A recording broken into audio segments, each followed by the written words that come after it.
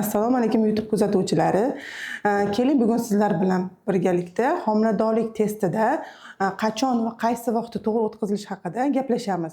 Ko'pchilik ayollarimiz, ayniqsa yosh kelinchaklarimiz homiladorlik testida ikkita chiziqni ko'rganda yoki ko'rmaganda kuchli hayajonga tushadi.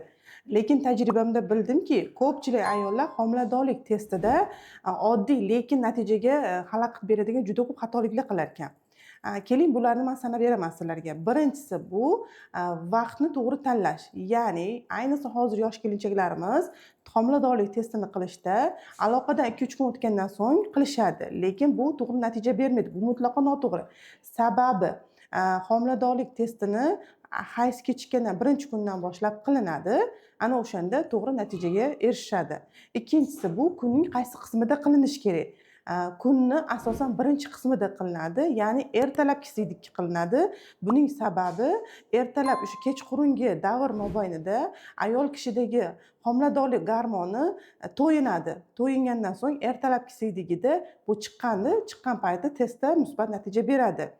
Lekin kunning ikkinchi qismida qilingan test manfiy hisoblanadi. Sababi homiladorlarimizda o'sha ayollarimiz kun davomida ichimlik ichishadi, suyuqlik ichishadi. Bu esa homiladorlik gormonining konsentratsiyasini pasaytirishga sabab bo'ladi.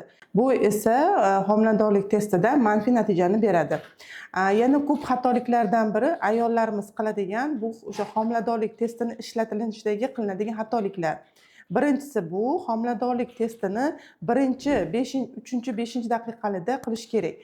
Uni qo'yib qo'yganimizdan keyin 20-30 minut o'tgandan keyin homiladorlik testi musbat bo'lib qolishi mumkin. Bu noto'g'ri. Sababi homiladorlik testidagi bo'yalish natijasida ikkinchi test ham musbat berib qolishi mumkin. Yana bitta xatoliklardan biri bu homiladorlik testini ochilgandan so'ng albatta uni ochilgan zahoti ishlatilishimiz kerak. 1-2 soatdan keyin ishlatilinsa bu noto'g'ri natija beradi. Sababi namlik buzilishi natijasida o'sha biza kutilgan natijani bermaydi. Bundan tashqari ko'pchilik qizlarimiz, ayollarimiz savol berishadi. O'sha homiladorlik testida ikkinchi poloskani xira chiqishi nima degani? Bu ham homiladorlik borligini belgisi, faqatgina erta srokda 2-3 haftalikda beriladigan belgi hisoblanadi. Bunday holatlarda ayollarga men maslahat berar edim, laboratoriyaga borib qondan gormon topshirishlarini. O'shanda aniq natijaga erishishadi. Hurmatli ayollar, agarda homiladorlik testida ikkita chiziq ko'rsangiz, albatta shifokor ko'rigiga borishingiz kerak. Sababi siz bachadonda homila joylashganligini ko'rib, turbada joylashmaganligiga ishonch hosil qilishingiz zarur bo'ladi. Agarda sizda ham bepushtlik yoki ginekologik muammolar qiynayotgan bo'lsa, sahifamga obuna bo'lib qo'ying. Izohlarda o'z muammolaringizni yozib qoldiring.